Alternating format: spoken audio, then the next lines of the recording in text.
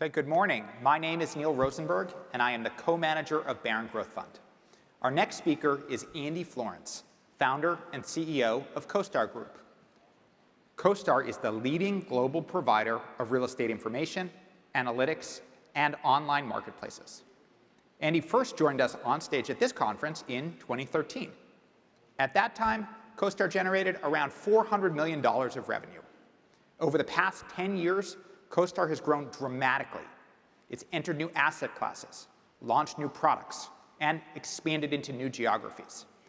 This year, CoStar will generate almost $2.5 billion of revenue, which is more than a six-fold increase. CoStar is just now entering into the residential real estate market, which is even larger than its existing commercial markets. We see a long runway for growth ahead, and we think that CoStar's next decade will be even more exciting than its last. So please join me in welcoming Andy Florance, CEO of CoStar. Hey, Ron.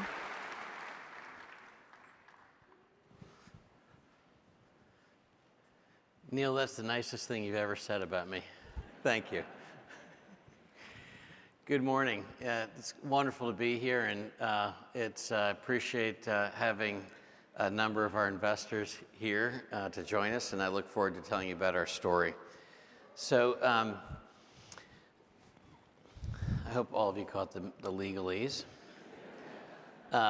Consistently, since I started the company in 1986, our core mission has been to create value by digitizing real estate, taking it from offline to online, and creating communities, enabling analysis and valuation that wasn't possible before. The industry we serve, real estate, is massive. It's well over a $300 trillion asset class, and we are in the early stages for sure. We have a very strong competitive position. We are the largest company doing this. We are the leader. We are the leader in this space. And we have 1 billion people a year coming and searching for real estate on our platforms. We've invested billions in creating content and software to facilitate useful tools for real estate. So this is a slightly blurry picture. And I'll tell you a story about what's up there. So this is, I'll get to the next one. No, they're all kind of blurry. So I'm going to have to use your imagination. This is all the world's currency, and it's about $7 trillion. And you can see it U.S., Euro, so on and so forth. And this is the GDP of China and the United States, and it's about $40 trillion. This is the value of all securities in the world, all publicly traded companies in the world, and that's about $100 trillion. This is the good thing I know this stuff. This is the value of all this is the value of all debt in the world. So the blue is financial debt. Pink is all government debt in the world. And then you have household debt in green, and turquoise is non-financial debt. And that's about 300 trillion. And this is real estate, which is $326 trillion in scale. So real estate's the biggest asset class by a mile, and people trade it, people analyze it, people underwrite it, lend money to it. So just as for keeping track, 10 basis points on 326 trillion is 325 billion. So it's sort of the way we think about the target. So I've been doing this for a little while. I founded the company when I was still undergraduate in college, and with this vision. We have 1 billion some visits a year. We have a very strong balance sheet. We're an S&P 500 company. We collect content in about 180 countries. We have about 75 offices, so we're at scale. And we operate these digital real estate plays in about 15 different companies, and then they have sub-logos under them, and I'll run through those quickly. So we've used the capital that Barron has invested us in over the years to acquire a number of companies that we can we think we can grow and create value with that are in the digital real estate space. And I'm proud of the team that we've done a good job. We acquired Focus in 2001. We've grown that revenue tenfold.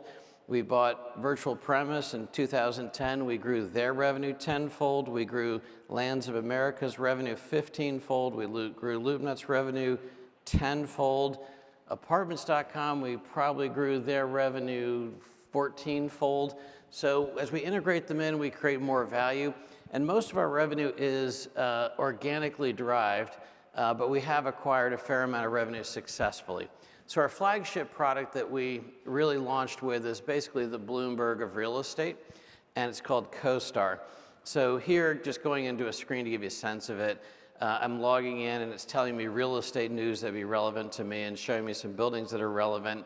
And since we're here at the Lincoln Center, which is one of my favorite buildings, I just pulled up this area, and here you're looking at a bunch of commercial buildings around us. We've physically visited, inspected millions of buildings around the world.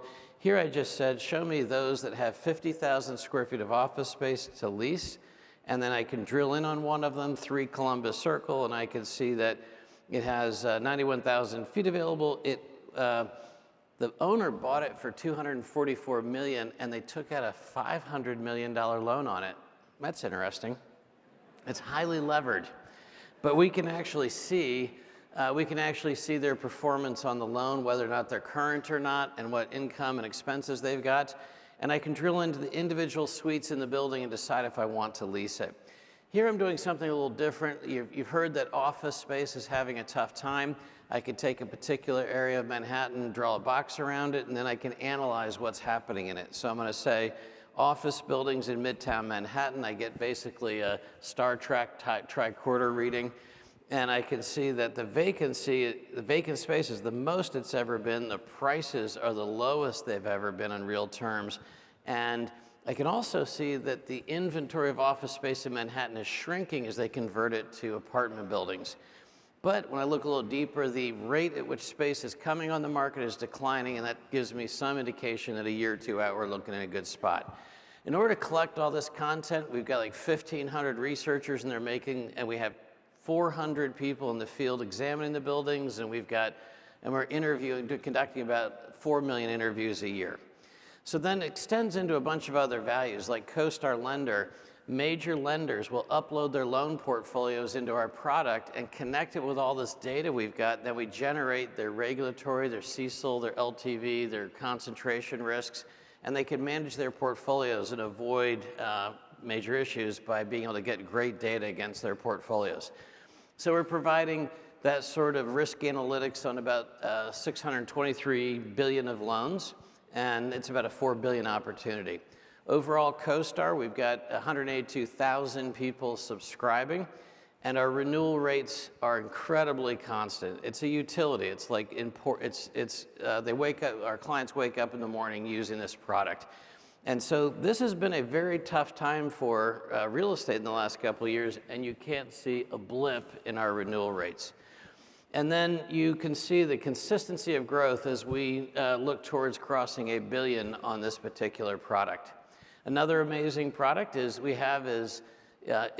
important to understand rates, occupancies, and expenses in hotels in order to value the real estate. So when you check into a hotel just about anywhere in the world, that data comes to us as to what you paid for your room, how many rooms were available, the salary, so on and so forth. About 78,000 hotels around the world send us that content. And then the hotel operators and investors can keep track of where their portfolio is and how their hotels are performing against competitors and what may be coming down the road. And that becomes the most valuable data for lending money to the hotel properties or buying and selling hotels. Another thing we do is we basically manage the entire tenant life cycle. So for big corporations like Microsoft or UPS, we will digitize all their leases. We manage their rent payments. We will manage their strategy for what they're going to renew or not renew, and we're doing that in conjunction with a big service provider. So we're facilitating just under $50 billion in rent payments there. LoopNet is where corporations go to find space and where they go. If Starbucks wants to open a new facility, if Walmart wants to open a new facility, they go to LoopNet very often. We see about 97% of the Fortune 1000 here. So here I'm in London, and I might be looking for office space for the Microsoft office in Mayfair. So we acquired this company. We've grown it about tenfold. It continues to grow. We have about 7 times the traffic of the second closest site, so we're super dominant. We believe it's about a $15 billion revenue opportunity globally. This is absolutely a global business, because when you land in Warsaw, the names on the buildings are pretty much the same as the names of the buildings in New York and Tokyo and everywhere else. Biz buy sell. What are we doing in biz buy sell? Well, in order to buy and sell small businesses, you need a real estate license. And very often when you sell a restaurant, it comes with a real estate. So we got in that business. And so about 60, 70,000 businesses at any given time are for sale in biz buy sell. We're the #1 provider. And we collect content about what properties and buildings businesses sell for. And again, we're about 18 times the size of our second closest competitor. Then let's not forget the farms and the timberland, the mineral land. So we're the #1 provider of information services for and marketplaces for farms and rural land. So if you are looking for a $300 million ranch in Texas, we're the place to come to, land.com. And this business has been a huge success. I think we bought this at $2.5 million in revenue. Now it's at $51 million in revenue. And we'll eventually integrate it with our other offerings. And this one has a lot of runway on it. And we're about 2.5 times the size of the second closest competitor. Now, another thing we're getting into is, actually facilitating the actual transactions online the way a NASDAQ does or a trading floor does. So the participants can come into our environment in 10x. They can, we will underwrite the basic characteristics of the building. The seller actually owns it. It's not about to fall down. It doesn't have an environmental condition. The bidders can then bid with greater confidence. We expose it to millions of people online. And we're able to trade about 4 times faster than offline processes and with about twice the success rate of offline processes. You may have seen apartments.com, but 80% of renters end up on apartments.com in the United States when they're looking to rent an apartment. So you need to find an apartment. We can give you virtual tours, pictures, maps. This is approaching $1 billion. We're #1 in this, $1 billion in revenue, about $1 billion annual visits and more. And you probably have seen the ads from Jeff Goldblum. We're now in the creative phase where we can afford to show cool stuff. Places in life, or are they reflections of us? Could we have been somebody else if we'd taken a right turn instead of a left? Or if we'd taken the place with a hot tub. Or the one uptown. We went downtown. Could we be fabulous or fantabulous? Yes, we sure could. With Apartments.com's multitudes of listings, our possibilities and yours are truly multitudinous. Apartments.com, the place to find a place. So we've run enough of these, billions of these commercials. We're now at a super high 51% unaided awareness, which allows us to be quite successful in drawing people into the site. About 70,000 apartment communities market on us. Again, about 80% of renters come through our platform. This has been a big success. We bought this for, it says 86 million, but it was 75 million GAAP. And we've got it up to about $1 billion, super profitable, grew the traffic tenfold. And we just entered Canada, and within with 1 year, we went from not existing there to being #1 just because of our technology. This one's super exciting to me because we've done very well. We're very profitable with this, but half of America's apartments are in small buildings, and we think that is probably a $6 billion opportunity or size of market for us, and we're going to be pursuing that aggressively. So you combine the products I've just shown you, you end up with a very consistent, predictable, resilient revenue stream because it's so subscription-based. They're mission-critical, and a number of these products are counter-cyclical. Lenders buy more stuff in tough times. People market more properties in tough times. Since I last spoke here, we used to be pretty much just CoStar, but we've grown into many more products, and the revenue on the right side has become more diverse and more different constituencies, and no customer concentration. So when I first met the folks at Barron, they were skeptical, as they should be. That's what you want them to be. And so since August and we go public, we've grown 7,164%, as opposed to NASDAQ growing 288%. So we've done slightly better. I'm sorry, S&P 500, 280%. So we've done slightly better than the 288. So, and I hope this is correct, but this was my math. This is not official. So Barron had 500,000 shares in 2001 at 1.4 million. Those 500,000 shares were worth 39 million in 23. In 13, when I last spoke, they had 19 million shares at 350 million. That's now 1.5 billion. You have me back every 10 years. I'll keep working for you. So,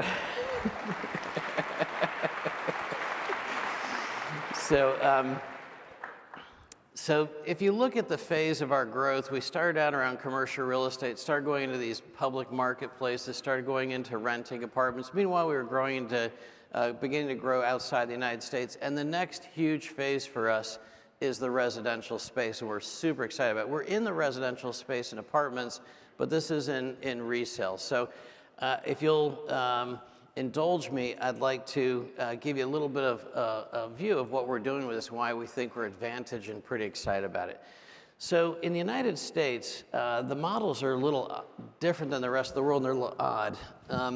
So when I go and I look at a Zillow or Realtor and I hit contact agent, I think I'm gonna talk to the person that's selling this house. I'm not. I get routed to a call center, and then my name and number gets sold out to a bunch of people. And so I did this. I was talking to an actor who's doing some creative for Homes.com in London on Wednesday, and at dinner with him, I submitted a lead. And so last night when I was working on this presentation, my one lead had generated 26 texts and 9 phone calls. So you get hammered, and consumers hate it, right? So what we're doing is super creative. We actually connect the buyer, potential buyer, directly to the seller. So we are looking to monetize the seller side, seller agency side, whereas other folks are monetizing the buyer side, which is important later in this story. So the other thing that our company does is we're not afraid to collect content. So if there's streams of information in real estate, we'll invest and do hard work, and we'll photograph areas, we'll create content. In this case, we're documenting every neighborhood in the United States with writers, photographers, doing videos, all the parks in the United States. We're researching all the schools, photographing them, figuring out the curriculum scores, visiting all the condo buildings and other sorts of stuff, and wrapping that up with what's for sale. So here, I'm all mobile now, so I won't do a desktop on anything, but so here, like, I'm coming into Homes.com, and I want to explore neighborhoods. I'm moving from New York to Los Angeles, and I don't know the area very well, so I can go onto our site and I can say, I've invested in Barron funds, so I've made a little bit of money. So I'm looking for 2 million plus home neighborhoods with 7,000 square foot lots. And I end up with neighborhoods that fit that criteria. Maybe I'm looking for good schools, maybe I'm looking for a lot of parks. And then we have all these videos, write-ups, data about the neighborhood. So Los Feliz in Los Angeles County, average house is 2.8 million, and there's 57 homes for sale. Let's learn a little bit about that.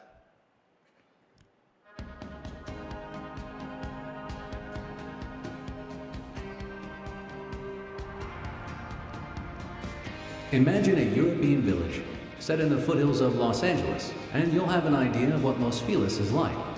Residents experience the best of LA on foot, strolling through mountain paths or the cozy vibe of the shops and restaurants below. Sidewalks shaded by eucalyptus trees lead past patio cafes like Little Dom's or Cafe Figaro. Locals browse the stacks of indie bookstore Skylight books and flip through clothes in vintage stores like Squaresville and the Bearded Beagle. Old world style eateries and classic lunch counters are right down the street from vintage movie theaters. Los Feliz is a midway point, nestled between the flashy pop of Hollywood to the west and quiet Silver Lake to the east. For LA living, you're at the center of everything but the beach. The neighborhood is conveniently located between the 5 and 101 freeways, with the two running right through Silver Lake, but traffic can be heavy. Above the sidewalk patios, the grand mountains of Griffith Park are just a short walk away. People ride mountain bikes and horses on miles of trails and find peace walking through groves of ancient trees. On the other side of the ridge, the Greek Theater hosts the best bands in the world, and the Griffith Observatory offers views of the stars above and the lights of the city below. Luxurious Spanish estates in the foothills sell for tens of millions of dollars, but first-time home buyers can find one-bedroom condos for under $500,000. Between these extremes, there's a colorful mix of mid-century moderns, pre-war bungalows, and Spanish revivals, ranging from $1 million to $5 million. Franklin Avenue Elementary School and Thomas Starr King Middle School get A- grades from Niche. John Marshall Senior High School includes a school for environmental studies and gets an A grade from Niche. Los Feliz means the happy ones, and it's easy to see why.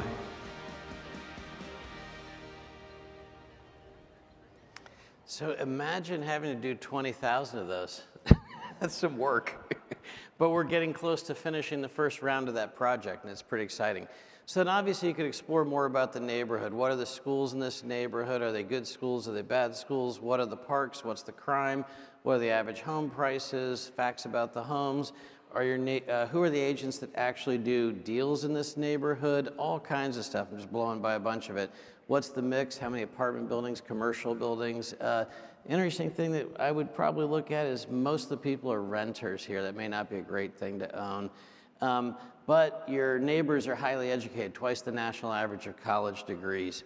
So then obviously we can do stuff like search for homes for sale. I'm gonna look for a $2 million to $10 million home, and I can drill in on one of these homes, and I can explore it with a digital twin, which I think is gonna become ubiquitous across all of our platforms. And this sort of stuff is pretty state-of-the-art AI for building these models, and this will become essential for valuation with machine learning models. So you can explore the thing as if you were there and you're still in New York the whole time. And you can look at the photos of the property, and you can look at what the property used to look like when the last owner owned it. And then again, lots of information about the property, open houses, the characteristics and features. And this is actually in Hollywood Hills neighborhood. And again, a different set of schools, El Segundo High School.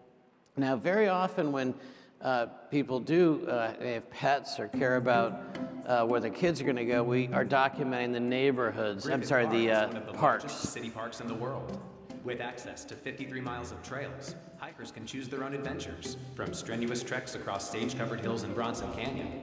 But the rest of that content is a paid thing, so you're going to have to pay to see it. No, it's actually free on our site. Subways, again, crime valuation models, those are all sort of machine learning. That stuff will evolve a lot over the next couple of years. Who's owned it in the past? How much they make on it, did make on it. If you have children, you care a lot about the schools. So here I'm looking at the school my kid would go to if they were in this property in the attendance zone. So these are A-rated by 2 leading authorities. The average SAT is 1,210, really good, 99% graduation rate, 25-to-1 student-teacher ratio. Then it sort of breaks it down by math proficiencies, how many teachers are new.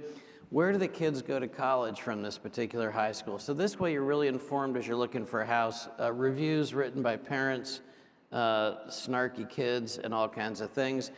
And then you get down to realtors who have actually done deals with these kind of houses in this neighborhood. These aren't just people paying for leads, they're actually experienced. And when you drill in on them, we have a million some of these agents in here. You can actually read their bios. You can see how many transactions they've done. You can see what neighborhoods they're active in. You can see every transaction they've ever done and are they actually qualified. So it must be working because we're the fastest growing real estate website for buying and selling homes in the United States. Those are the competitors, and they have less growth than the 188% monthly. And you can see some of the trend lines. That's us in orange, the other guys. And most importantly, we always try to get to number one. You can see a path that projects the right way, but a lot of hard work to do. In last month, September, where we crossed for the first time 100 million people using this site in 1 month, which is a lot. And you can see our site traffic reaching overall 160 million people using it in a given month. It will begin selling product on this in March. And that's sort of premier placement, sorting, retargeting, and the like. I'm pretty excited about this because the traditional models of hitting the button and getting a bunch of agents calling you have never made money in the United States, have never been profitable. And we at CoStar Group prefer profitable businesses. In Europe, marketing the properties, they've made dramatically more money. They're extremely profitable in the rest of the world. And there's something that's really creating some tailwinds behind us right now. There's been a major antitrust case that just emerged in Kansas where home sellers sued the MLSs and a bunch of realtors saying, you're forcing us to pay the buyer's agent, that is price fixing, collusion, and they won. And they won $1.8 billion, which becomes $5.4 billion trebled, and then the DOJ is weighing in. That will likely eliminate the role of that buyer broker paid by the seller, which will eliminate our, I believe, will eliminate our competitor's revenue stream, which is always good. And that's the way the market's reacted. That's us on the right when the judgment came out. You see the stock popping and you see the competitors falling. So this isn't just a domestic product. We're doing this around the world. So right now we're tracking the hotels everywhere. We are very successful in the United Kingdom on the commercial real estate side. We have the leading commercial marketing site in France, the leading news and information site in France, a leading marketing site in Spain, a leading information system in Germany. And 2 weeks ago, we announced intent to acquire a residential site like Homes in the United Kingdom called On the Market. That deal is not done. There's a very strict regulatory process. We're making progress on that. You can see from an earlier slide that we are very much into acquiring and aggregating and rolling up companies. It is wonderful hunting grounds in Europe and in Asia for these sorts of opportunities. And the thing that has not happened is people haven't created scale in software in Europe. They're all individual country solutions. And this software is expensive, and it can be reused from country to country to country and can be higher power. So we believe that this is a huge market opportunity, $100 billion plus market opportunity. And since we went public, we've been growing our revenue, average 23% compound annual growth rate over the last 10 years, 29% CAGR on net income, EBITDA 14, and very stable revenue because 95% subscription with 96% renewal rates. And we built up a fortress balance sheet to be able to do acquisitions thanks to our investors and cash flow, but we have about $5 billion plus on the balance sheet and very little debt and good cash flow. So again, I want to be invited back because I love the Lincoln Center. I love this place. I love having a group of people that will listen to my story. So I am now the third longest serving CEO of an S&P 500 company. And it helps if you start the business when you're 21 years old. But I'm competitive and I respect the heck out of Warren Buffett, but I want to be here and I want to take that title. I want 54 years really bad.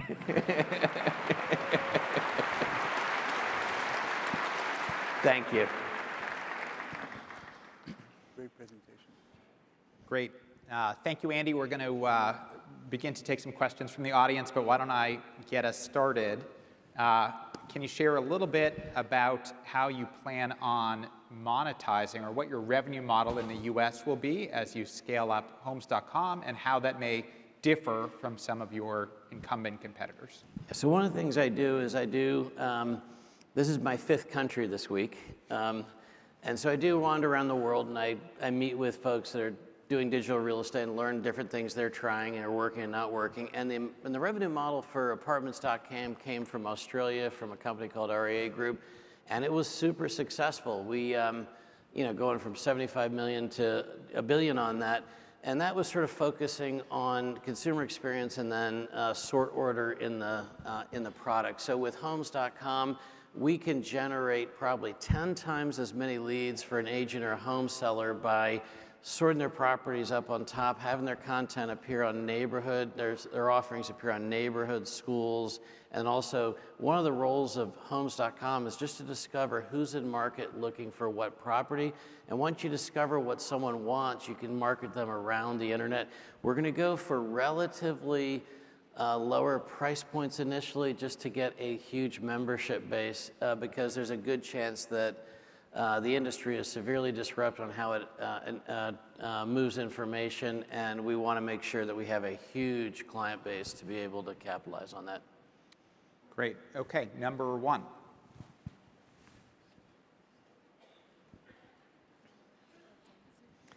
Thank goodness, I thought you were going to give the mic to our product manager for Homes.com. I'm like, no, you can't. People in the company can't ask me Let's questions. see if it's hot. Oh, yes, it is. Andy, I saw you 10 years ago. I remember you. I do. I seriously Did you have doubt the beard? that. Did you have the beard then? No, I only had a Okay. mustache at that Okay. point, I think. But anyway, my mother passed and I let the I'm beard sorry. grow.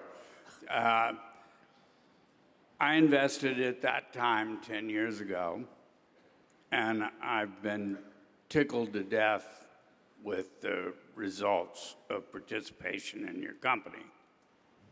And it seems like I remember that your college roommate's father was like a super IBM guy.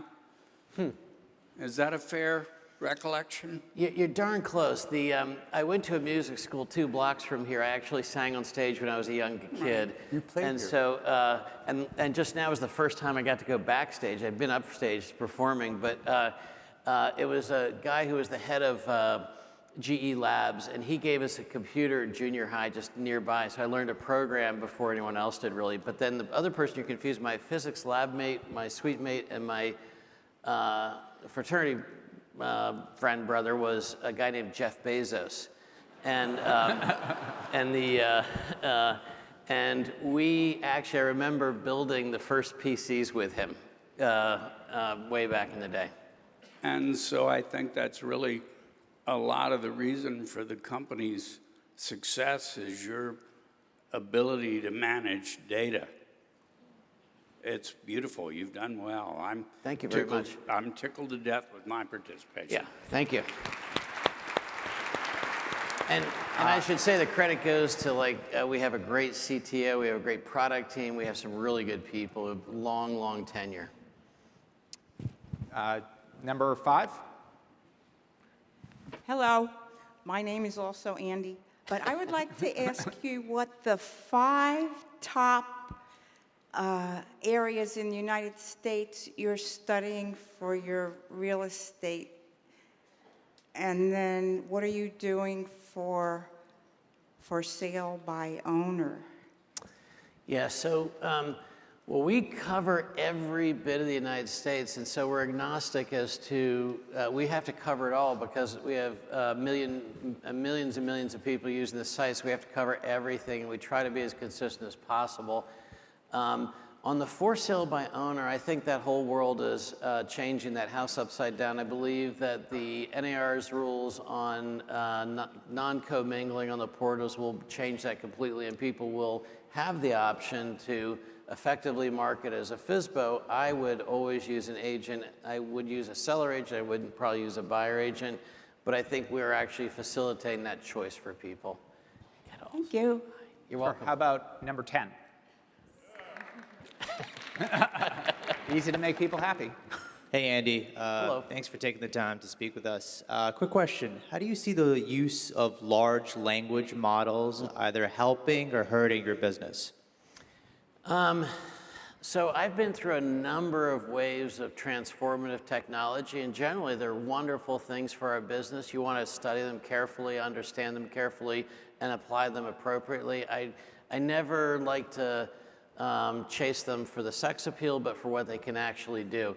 So large language models definitively are helpful. We're using them right now in a project. We're ingesting massive amounts of realtor comments on particular properties and houses, and then feeding in other data we've got and setting the tone of voice and creating narratives on buildings. That's really quite useful.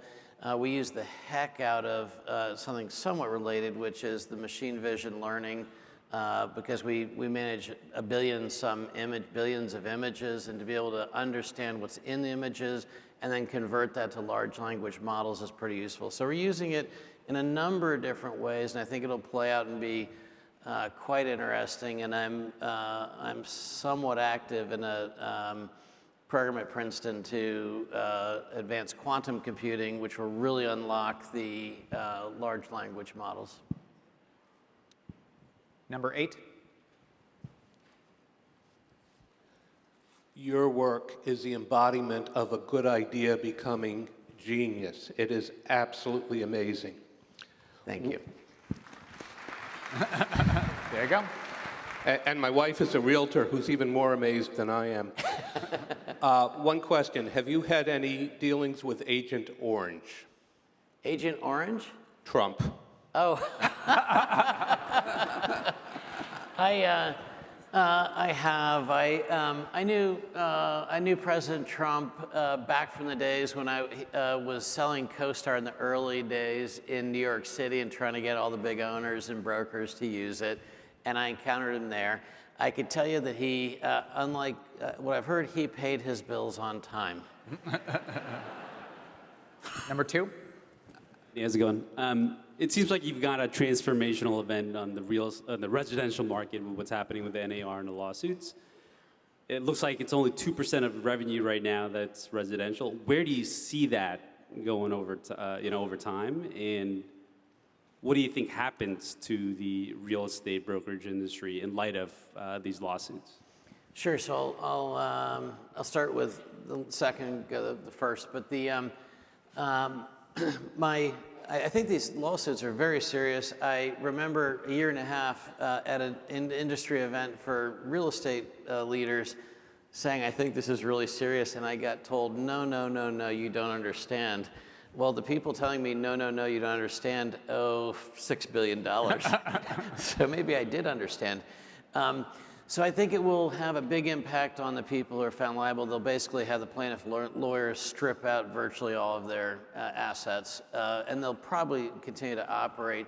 I think it'll go from the $6 billion judgment in Kansas City to about $400 billion overall potential in the United States. I think there'll be a secondary lawsuit looking at the commingling prohibition, which would create another rationale for damages that's separate. So I think this is asbestos, mesothelioma kind of stuff.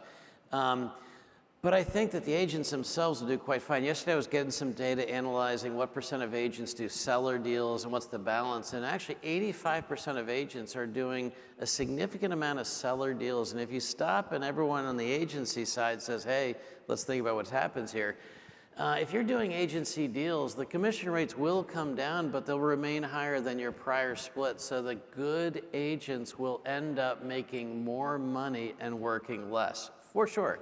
I think what will happen is, it's like the National Association of Realtors, they're motivated by the biggest membership, right? And I think that may have affected their decision making, but the people actually making a living in real estate, which is a minor subset of the 1.6 million official members, I think they're gonna do fine. And the people that just do buy are generally new folks. Now it's wonderful for us. I would like to say we planned it all out, but I think in this case, we're just really lucky. Number 5. Thank you. Zillow and some others have gotten into the business of flipping homes themselves with mixed success, I would call it. What do you think of that business, and is that something that CoStar would ever consider doing? You certainly have the data for it. I think you will testify. Please no. That the first time that came up, Yes. I said absolutely Yes, no way. correct. I thought that's absolutely not going to work. You never want to load your balance sheet. If I was I had a formative experience in the earliest days when I met one of the predecessor folks who was doing microfilm and books, and he was a big success in doing real estate data in print and microfilm, and then he decided he knew real estate, and he started making investments, and he got clobbered. Watching him get clobbered, I've decided I'm going to sell blue jeans and picks. I'm never going to start gold mining. All right. I think we have time for one more, number one.